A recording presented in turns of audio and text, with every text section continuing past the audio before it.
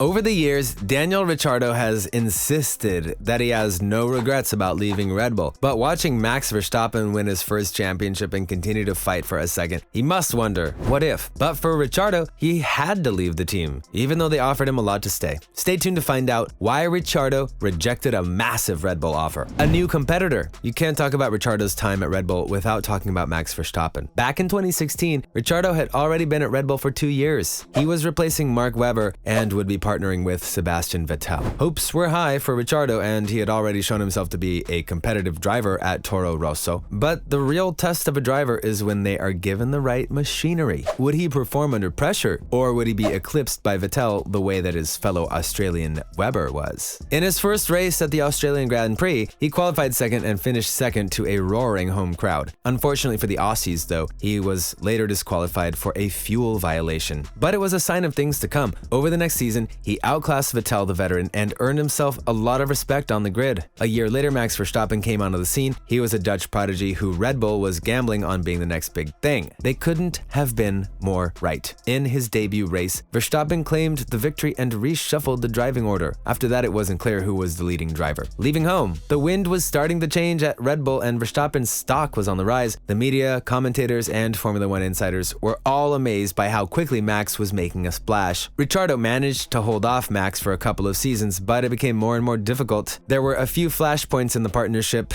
and by 2017, Ricciardo was calling Verstappen a sore loser after a collision in Hungary. When Ricciardo left Red Bull, he was cleared to the media that it had nothing to do with Max. He said that there was no bad blood between the two. But team boss Christian Horner wasn't so sure. After the news broke, he said that it was probably because he sees Max growing and growing in terms of speed and strength, and he doesn't want to play a support role. And who would? F1 drivers didn't get into the sport to help their teammates succeed. All of them have progressed through karting and junior racing by winning championships. They're used to winning, and when Ricciardo joined F1, he wanted to keep winning. But Verstappen wasn't the only thing standing in Ricciardo's way at Red Bull. No championships yet. The biggest reason that Ricciardo has pointed to for his departure is the results of the team. Yes, Red Bull was consistently in podium positions or not far off, but they never gave him a car capable of topping Mercedes. During his stint at Red Bull, Mercedes had been the almighty kings of Formula One. They won anything and everything. They set the benchmark for performances, and ex-Mercedes engineer Pat Simmons has even said that the team held back the power of their engine in the first few years. For Ricciardo, it was very unfortunate timing. He had graduated to the Red Bull team the year that Mercedes began their total dominance in 2014. Had he come just a year earlier, he would have been in a championship-winning car. Sebastian Vettel had just won 4 championships in a row, and Mark Webber was never able to outshine his younger teammate. If Ricciardo were there instead, the result might have been different. And Red Bull was not too far behind Mercedes. They managed to one-up the Silver Arrows on many occasions and eventually won a championship in 2021. But back when Ricciardo was thinking about his future, there was almost no hope of winning a title. That's what made Ricciardo decide to change teams. When he joined Red Bull, he had hopes of fighting for the trophy, but it never materialized. Instead of waiting around and playing second best, he thought that it was worth taking a gamble. Especially with new regulations in the not-too-distant future, it was anyone's guess who would come out on top. So couldn't it be Renault? Money, money, money. Daniel made headlines in 2018 when he decided to leave Red Bull. He was fully expected to sign a new contract with a team that had sponsored him, brought him into Formula One, and given him race wins. Horner said that Ricciardo's exit was spectacularly bad timing. Red Bull was on the rise and even claimed a championship in the next 2 years, while Ricciardo suffered at Renault and then McLaren. So why did he make the move? Red Bull advisor Helmut Marko has revealed that the negotiations with Daniel were difficult and strange. There were several rounds of talks, and apparently Ricciardo totally committed to signing a new deal. Then former Red Bull driver Daniel Ricciardo tipped off Marko to the fact that Ricciardo might be heading to Renault. Then days later, Ricciardo broke the news to the team that he was indeed going to Renault. Marko said that he assumes that Renault offered him a lot of money. Well, he hit the nail on the head. Renault offered him $35 million